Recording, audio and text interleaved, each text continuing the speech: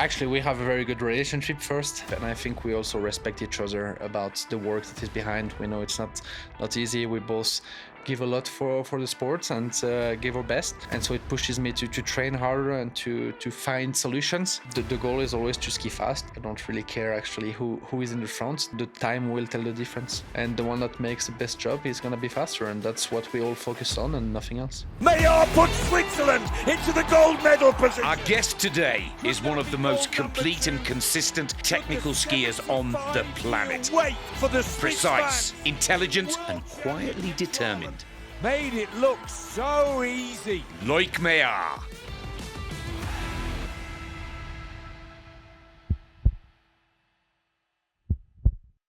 Loïc, welcome. Hello. As we said in our little pre-ramble chat before we went out live, it's a real pleasure to have you here. And this is one of the interviews in this podcast series, Alpine Pulse Unplugged, that I have really been looking forwards to. And the reason why I'm really looking forward to it, a lot of people want to know more about you. You're this quiet assassin on the World Cup tour, but hopefully we can find out more today. We'll see. Let's go back in time a little bit. You grew up in Neuchatel, and when you were 12, your family moved to Val d'Arens. Is that correct pronunciation? Yes, Val d'Arens. Val d'Arens.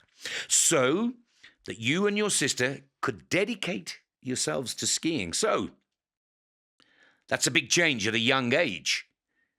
What do you remember from that time? What did it mean for your family to make such a huge commitment at 12 years of age to both you and, of course, your sister that we all love to watch ski race, Mélanie?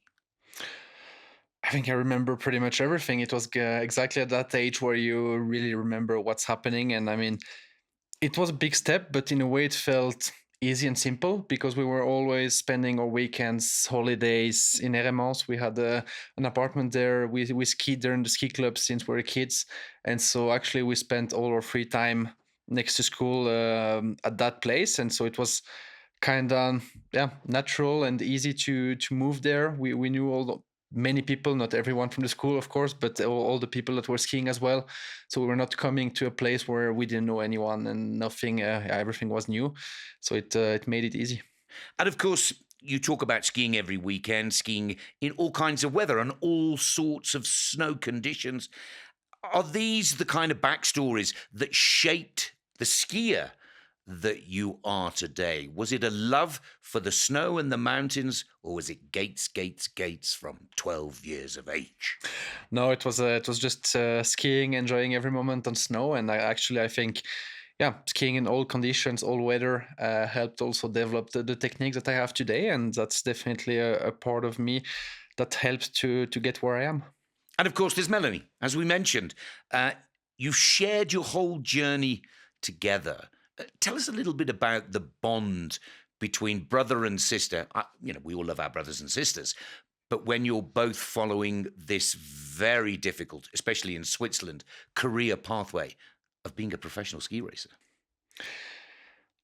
It's not always easy, and you have a lot of ups and downs in your career, and to know exactly what the other one is feeling at which moment. Maybe it's sometimes, you've done a good race, but it was not good enough, or you felt like, something was not working out as you wanted. The other one knows exactly what you feel at that moment. It's not just someone from the outside that says, hey, come on, it's going to go better next time. You can go into details and you're going to know. Yeah, you're going to have a honest response, actually, to your questions or to your feelings. And that's something we share a lot through the year. We can talk a lot. We always text on race days and also in trainings. We don't need to call each other every day or so. But we have a lot of contact, and that's always good to have someone that you can trust on her opinion. And does she sometimes get a little bit tough? She sort of, sends you a text message that goes, Loïc, that was a really shit race. What were you playing at on that second run? Or is it always to motivate you, to keep you smiling? I would say most of the time it's to motivate me, but it can also be one time a little bit the harsh truth, I would say. And that's also important. You need to hear it sometimes, and no one is better placed than her. Oh, that's really clever words, really nice words, because she's going to be listening, don't you? How painful is it to be the big brother when your little sister gets injured? Because whilst Melanie's career has been fruitful, it's been brilliant to follow. She seems to have more than her fair share of injuries and setbacks than she has successes yet. There's still a lot to go. How difficult is it being the big brother, seeing your little sister down and out? It's tough. It's tough because you don't first, you don't wish it on anyone, but your sister even less. And yeah, I mean, she had a pretty complicated injury the first time, and so it made the whole the whole process after way harder than what it could have been. And so it's just been a long way back. And I mean, still today, let's say 6 years later, no, 7 years later, she still has problems with that first injury. And so it's it's not easy, and I can't begin to imagine what's been through her head as well. Yeah, very difficult. Is there ever a moment with Melanie that you say, okay, sis, let's just go to the pub and talk about the movies. Let's not talk about skiing. Or is it something that you're both interlocked into because it's such a big part of your lives? No, there is moments where we talk about other stuff. I mean, of course, when we have a family gathering, we will be talking about skiing because maybe we didn't see each other for a few weeks, or we don't know what was happening in the last few days. But the topic will also change, and we'll be just normal people talking about our own life next to skiing. And does mum sometimes say, okay, this is dinner. This is a non-skiing dinner? No. I think they're also pretty interested into what we're doing, and they enjoy skiing. They enjoy to follow us everywhere, and so they also have questions about it. Sounds lovely. I mean, it must be a fascinating Sunday lunch. I'd love to come and sit there and listen to what you guys say. Let's move into part two here. Let's talk about the rise and the big stage. You're part of what is arguably one of the strongest Swiss national teams we've perhaps ever seen, definitely in the world right now. Yet for a long time, everyone looked to you as the next big Swiss star. But your first World Cup start came in 2015, and your first giant slalom victory arrived 8 years later. Now, I would say that's a very patient ski racer. Was that planned? Was that painful? Or was that always the perception for you in the way it was going to unfold? No, at the end, I think we're all a bit impatient and would love to have stuff quicker and faster. But at the end, I mean, the first podium came fairly quickly, I would say, in World Cup. But then it took some time for the victory, and that's just how it was, part of the process. And I accepted it. Yeah, always give my best, and at the end, can't do more than that. And so I had to be patient until that victory came. How difficult has it been on the Swiss team? A lot of people sending in these kind of questions. Zrinka Lutic, she's in a very small team. Dave Riding has 2 young kids to push him. Henrik Kristoffersen goes alone. The Swiss team is a big team. There's always young guns chasing your tail. Is that something that is an advantage to be in these big teams, or is it something that can actually dent your confidence and make the training hill pretty tough? It can be both. The good part is that you always have someone pushing you, someone to give you, a little bit that pressure behind, and to push you to get better and to always improve. On the other side, what can be bad about being in a big team is that it's harder to get your spot for the Olympics, for the World Championships. We always, it's 8 people at the start in the World Cup. Super G, there is 7 in the top 30. So if you want your spot to be in a Super G, or you want to get a new discipline, you need to prove yourself, and you can't just clap your fingers and go to the start and try it. So it's tough because you can't just take your time or try it. You have to be performant straight away. Now you've become a world champion. Now you're a World Cup winner. Now it all seems to be on autopilot, your career over the past couple of years. But how difficult is it to be in the Swiss ski team when one of the best Swiss ski racers of all time is sitting next to you at the dinner table? He's your buddy in the van. You're out there watching the movie when you're having a night off, but you're caught in this shadow of Marco Odermatt. Is that something that can make your job tougher, or does it make you tougher in a way that you want to go faster? It definitely, actually, we have a very good relationship first. We were in the same team before. Then I changed in slalom to have a bit more the focus on the slalom. But we always had a great relationship, and I think we also respect each other about the work that is behind. We know it's not easy. We both give a lot for the sports and give our best.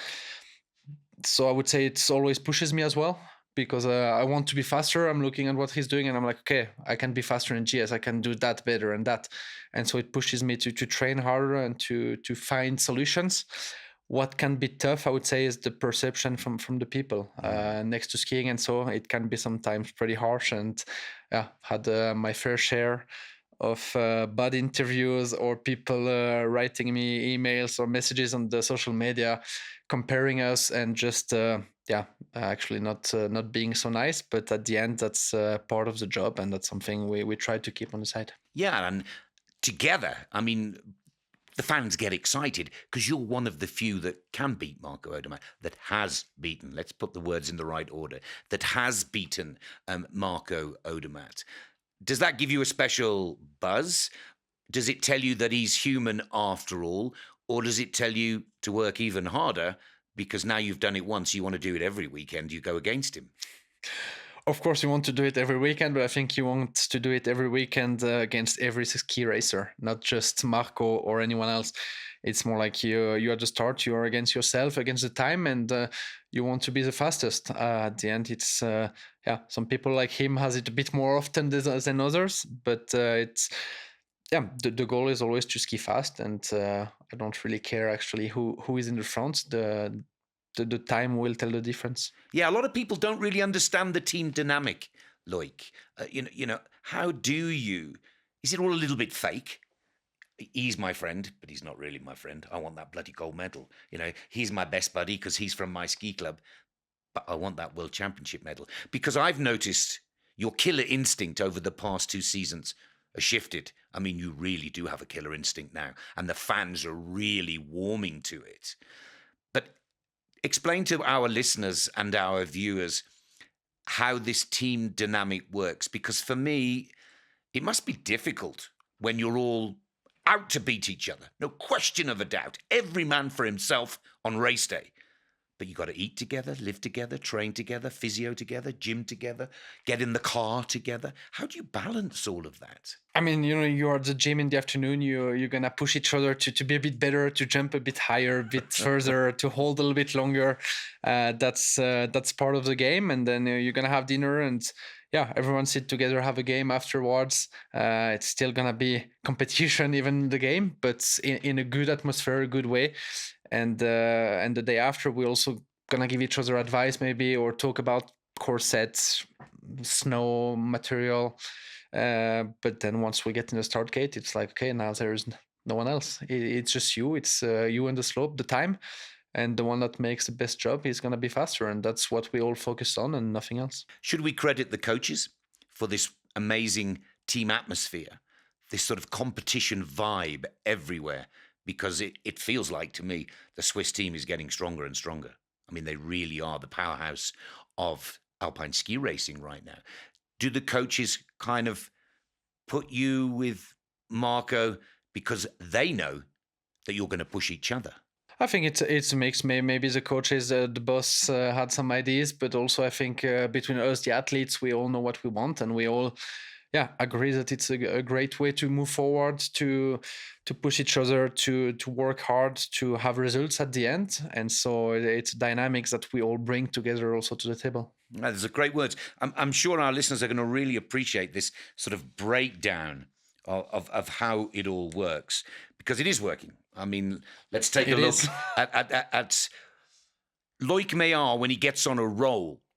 It almost feels like when the penny drops into that right position, you are one of those skiers that can go again and again and again. Is that something that comes with age, maturity? Because the consistency that you are able to strike, there's probably only one other skier in Switzerland that's got that same consistency, but it seems to take a little while. Is there a secret to that success, or you just got to be patient? I think you just got to be patient, make your way forward, work hard every day, accept that there is some ups and downs. It's never going to be a straight line up. And so, yeah, at the end it's just to keep on going, keep on progressing, and one day or the other it's gonna pay off. You don't seem to get stressed. You seem one of the coolest cats on the mountain. You seem to be very, very in control. Is that another one of the key attributes to the Loïc Meillard winning machine? It's not that I don't get stressed. I mean, you still have the stress, you have the adrenaline from the race, you want to perform, but I would say, yeah, it's the same as in the finish. I can keep my emotions a bit more stable, have a bit less high, a bit less low, and so in every moment it can help me. And so it also helps before race to keep it a bit more quiet and be in my own bubble. And in that bubble of yours, is there a clear game plan? I get the feeling that some of the young hot shots coming through from the Swiss team, it's one hell of a ride. Rather, with Loïc Meillard, it's one hell of a bloody good plan. And your execution is truly on point.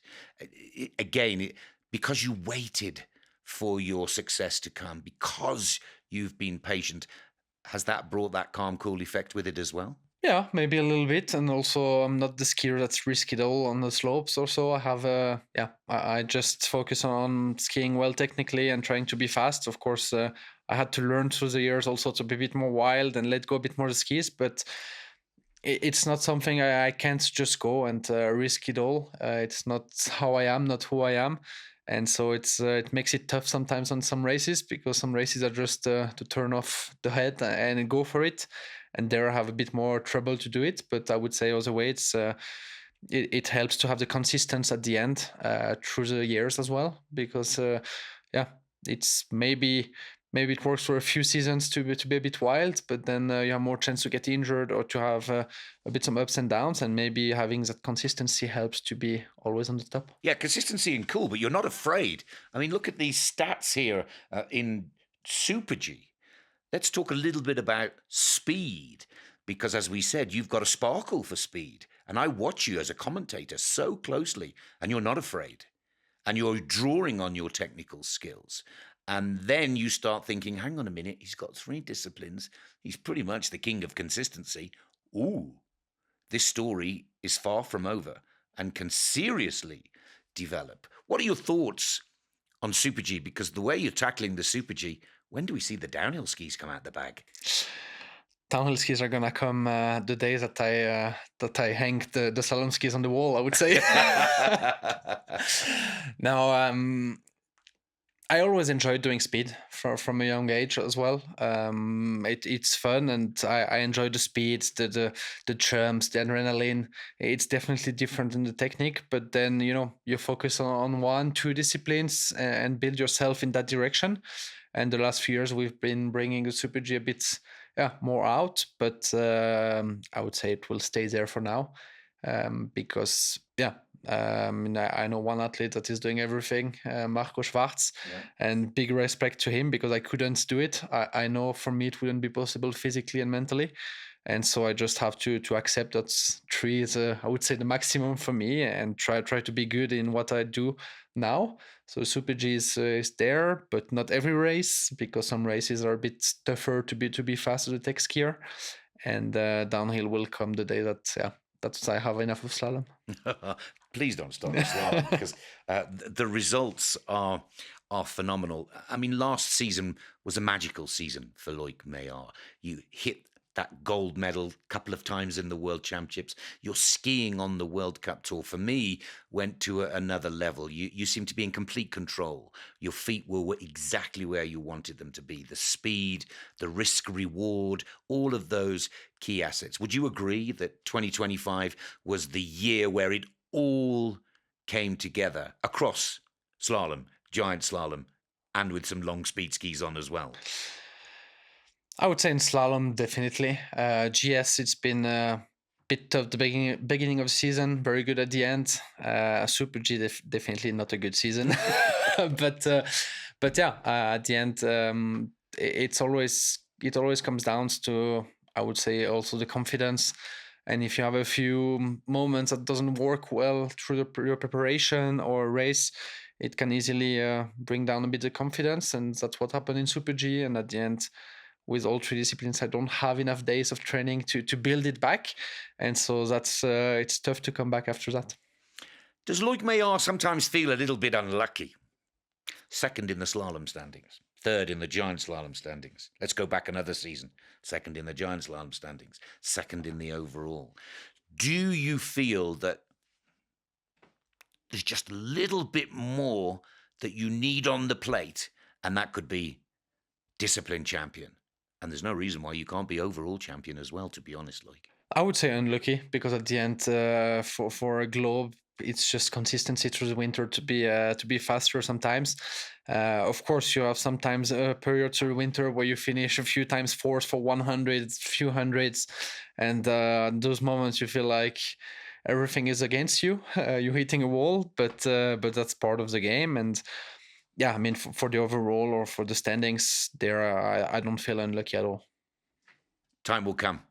Exactly. I like those words. Exactly. Now, you are this cool character. And sometimes in my commentary, I've said if Loïc Meillard was racing for Great Britain, we'd call him James Bond, because it is you do have a license to kill. And I hope you don't drink too many martinis. Shaken, No, not that's good. stirred.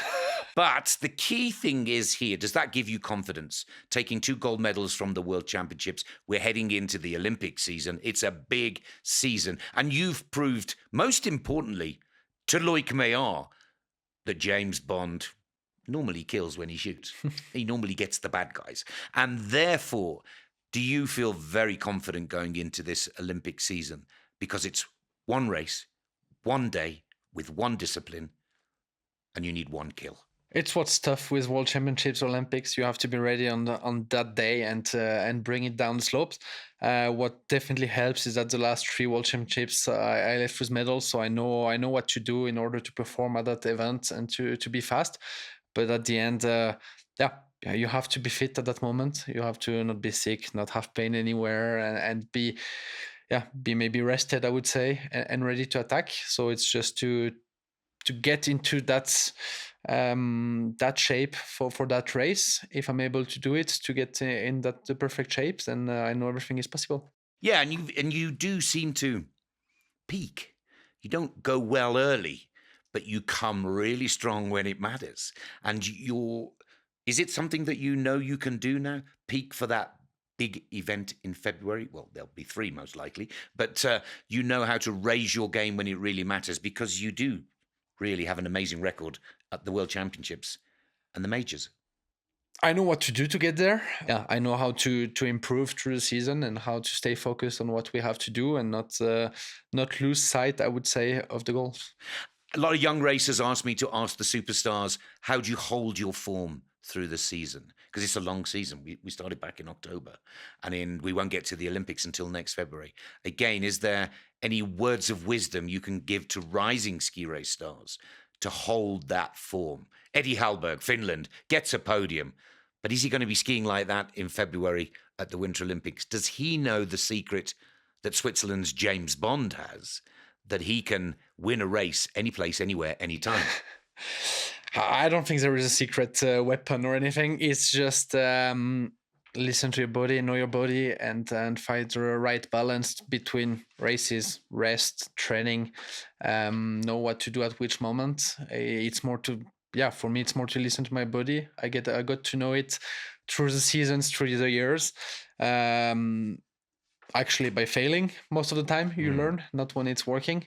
You learn when you fail. You learn what to improve for the next season. What should I do different to still be in shape or not lose too much energy? Then I listen to my body between what I need for rest days, dryland training. Do I need to do strength? Do I need to do speed? Do I need just to do core? Just some endurance. It's more like a feeling of knowing your body and which shape you have to come for the race day, and then have some ups and downs with your shape. And you're talking to yourself. You're listening, feeling, learning, this ongoing process that tells you when you're really ready to hit top gear. That's not the coaches. That's not the physio. That's not Mélanie. That's Loïc Meillard saying, yeah, this is how I felt when I won the gold medal in Saalbach. I'm going to absolutely smash this Olympic slalom.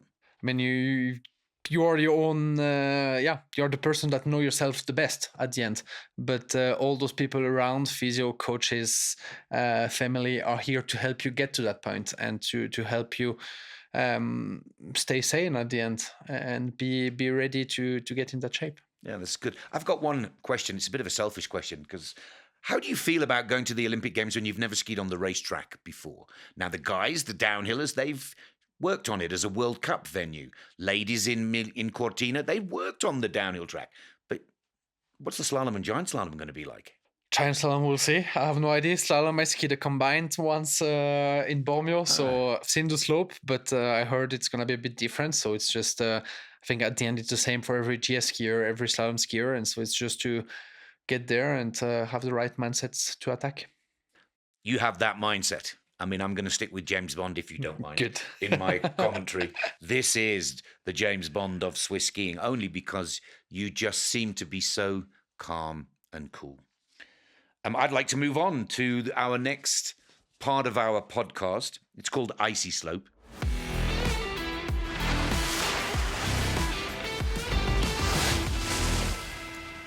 The Icy Slope gives us the chance to get one of your close friends to ask you a couple of questions. And to all of our listeners out there, he hasn't seen it, doesn't know who it is. So let's go. Hey Loïc, I want to ask you something. Which of your success are you the most proud of yourself? Tell us who it is first. Oh, Mélanie. It's always tough to choose one race or one moment because I find every result has a story behind it, has emotions behind it. Every time they're a bit different, and so it's every race is special, every success is special. So it's tough to choose one. But I would say if I'm proud of maybe Levi last year because I came back from first race after the injury in the back. Didn't have really training, didn't really know how the body was going to react. And to finish there on the podium was pretty amazing. And podiums, victories in front of the Swiss crowds. I mean, every time we go to those Swiss races now, the crowds are getting bigger again. I mean, it's fantastic. Is that something that's on the radar, on the hit list? Big win in Wengen, big win in Adelboden, or more? Of course, Adelboden's been on the podium a few times in GS, but Yep. never the win. And it's definitely a dream. And I mean, to have those emotions in the finish area of Adelboden, it's something you just get there. Yeah. Nowhere else in the world you can feel those emotions. But it's on the list, and would love to win those races. We'll see if that happens. Before we go to Melanie's second question, what does it feel like when you go into that cauldron? You come off, is it Kuurne-Bargli? Is that the correct pronunciation? I hope so. And then you come into that last pitch. I'm in the commentary box on the top of the grandstand, and you cannot hear a thing. You don't know what you're saying. Microphone, headphones. It is, I would say it's louder than a soccer match that you'd get back home in the UK. What's it feel like for the racer? Surely you can hear them. It's mental. I don't. I'm like, or if I hear them, it's not good. It's not a good sign. I always say if I hear the crowd on the side or the speaker or so, I'm not in the race. And so if it's working well, if I'm skiing well, I'm just in that tunnel. Yeah. And I need to cross the finish line to start hearing it. But once you cross the finish line, you see green light. It's something very special as a Swiss guy. Oh, I can imagine. It's giving me tingles on my neck right now. Let's get this second question. And which run is your absolute favorite and you like to watch again and again? Oh, that's a good question. Which run I like to watch again and again is my favorite. Maybe finals last year in slalom.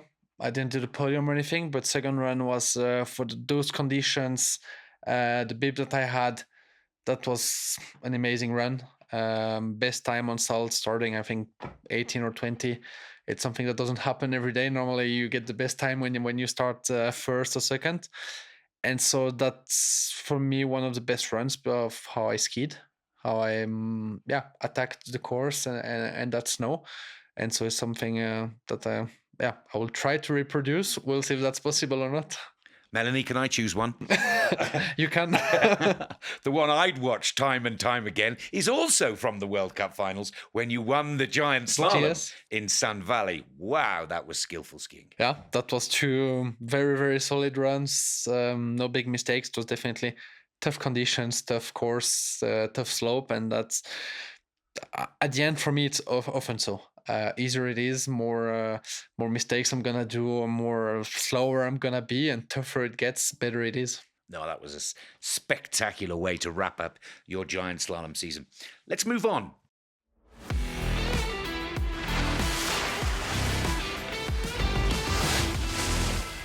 Loïc, I'd like to talk a little bit about life beyond racing. Outside of skiing, you seem to live with the same precision, but also with a real curiosity for life. You love mountain biking, hiking, photography, and wine. Off-season, of course. What do these passions give you that skiing cannot? I don't know, to be honest. It's just I'm curious about life. I enjoy life next to skiing as well. I give pretty much everything for skiing to be ready. And when I have to cut, I would say, and have a day off or so, it's more, good food, a glass of wine, or doing sport for myself. It's my way of deconnecting a bit from the precision that I need to have on the training, and to be a bit more free to choose what I want to do or how I want to do it. When we train through the summer or even in the winter, you always have your plan, you have your repetitions, you have everything is planned, timed out, and it can be stressful. And it's more when I have time, I just like to do stuff for myself that I feel like doing at that moment, and to enjoy what's the possibilities that I have. Now, you're a man like me, after my own heart. Your passion for wine goes far beyond just enjoying a glass. You travel, you taste, you discover. What is it that fascinates you most about wines of the world? And where do you look for the best bottles or the most interesting stories behind them? I would say at the end, it's the work that is behind each bottle. It's the same as a race results. At the end, you work hard. The people there work hard through the whole year to have the perfect vineyards, to have the perfect grape, to put it maturate it, to put it in a bottle, and to have at the end, I would say, a perfect bottle. And that's the same as on skis. We train all the year, we prepare our body and everything to have that moment where we can show our best skiing. And so it's something that I appreciate, actually, the details that goes behind it, and the work that goes behind it. And at the end, you can find great wines everywhere in the world. It's just a question also of on the moment, who you are with. And I would say wine is something that is best shared with. And that's what's also nice. It creates an atmosphere where you can sit down with people, talk, and enjoy a good time, and have maybe a good meal next to it. And that brings us together. And at the end, it can be a bad bottle, but if you have a good time, you're going to enjoy it. And a good bottle with the wrong people is not going to be great either. That's a wonderful analysis, that the training and detail is the same as the detail that goes into producing a fine bottle of wine. If I ask you to name what's your favorite wine this month, what would it be? No, this month I didn't have so many wines. No, in the off season. I enjoy wine from everywhere, but I would say at home, a good Cornalin or Syrah from a home producer, Maison Gillard, for example. It's something, have the I would say, the knowledge and the products from my region to enjoy it. That's great. I've just moved to a little island near Sicily. I'm going to bring you some Sicilian wine to try at the end of the season. Perfect. At the end of the season, we'll sit down and try it. You love to explore new places, new cultures, even a bit of off-piste adventure. What kind of trips inspire you the most? And when you're away from the World Cup bubble, as you described it earlier, what is it you're searching for? A place, I would say, where it's quiet, where I don't. We always have so many people around us, talking, helping us in a way every day. That's when I'm going somewhere. I like to be quiet, to be able to enjoy, take my time, have good food. That's important, I would say, and then great views and some activities to do. And is that your secret to finding this balance that you say is so important? Intensity, calm, structure, freedom. Do you need those moments in your life? Because the World Cup Tour is a pretty hectic showdown, to say the least. Yeah, I need those moments to disconnect a little bit, get back to I would say, reality in normal life, and also through the winter to just have 2 days at home where I can disconnect, not think about ski racing, just go. Maybe I'll go ski for myself or ski touring in the mountains and just enjoy, time for myself. That's what I need to disconnect. That's fantastic. Do you pull the goggles down so nobody can recognize you when you go sort of skiing locally in your hometown or your home resort, or you're happy to engage and shake hands and sign autographs for the kids? I would say home resort. I can bring down the glasses as much as I want. It doesn't change anything. So it's easier to go on a ski tour in the mountains, lost somewhere, just alone with your friends, and there you're not gonna meet anyone. That's the place where we'll find you.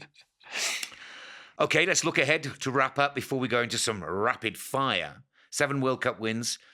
Oh, those World Championship golds were brilliant. And then then from hit list, James Bond, to wish list. Giant slalom globe, overall globe, or take each race as it comes?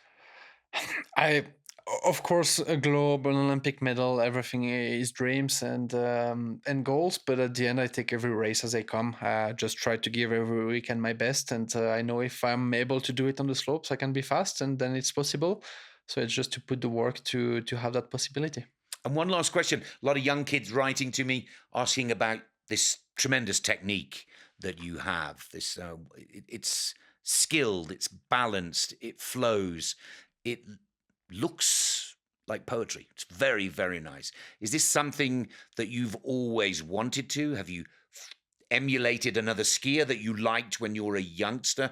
Or is it something that just comes with the hard work, the miles, the days on the mountain? I would say it comes with the time, with the work. It's something that's, always try to ski well, to be also, I would say, the young coach that I had were pushing me to ski well technically, and it's something that stayed with me through the years, and that's something I still try to improve. Yeah, but the kids keep writing to me about it because how does he make it look so easy? He makes it look so easy, and I know that's hard work. Hard work. You heard it from the genius kids. Hard work. There is no shortcut in this game. Let's move on, Loïc, to rapid fire.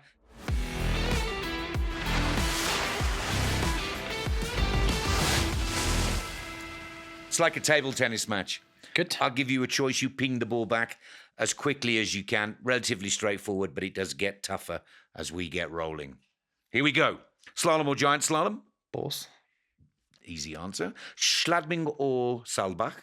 Saalbach worked better, but also I would say slalom, Schladming. Slalom, Schladming. Adelboden or Wengen? Adelboden. Mountains or lakes? Mountains. Coffee or tea before training? Coffee. Fast car or mountain bike? Depending on the situation. Fast car or mountain bike? Mountain bike. Hike or bike? Bike. Glacier morning or beach holiday? Glacial morning. Red or white wine? Red. 4 slalom globes or 1 overall globe? I can't choose there. Overall. Okay. Overall, yes. Let's go. Come on, let it out, Loïc. Let it out. Don't hold it in there. Okay, let's make it even tougher then. Overall globe or an Olympic gold medal? Overall. Wow. Do you know how a lot of racers have said that? I find that answer truly fascinating. Because at the end, to win the overall, it's a result from the whole season. You had to be in every single race, present in the front and performing, actually. Medal, it's a one-day race. It's amazing, but can be won also with luck or, who knows? Weather is changing, conditions are changing. A globe can't be won with luck. That is fantastic words. One word to describe Loïc. I don't know. Happy in life? Yeah, I'll take that. Happy in life. I'd say 007. Okay.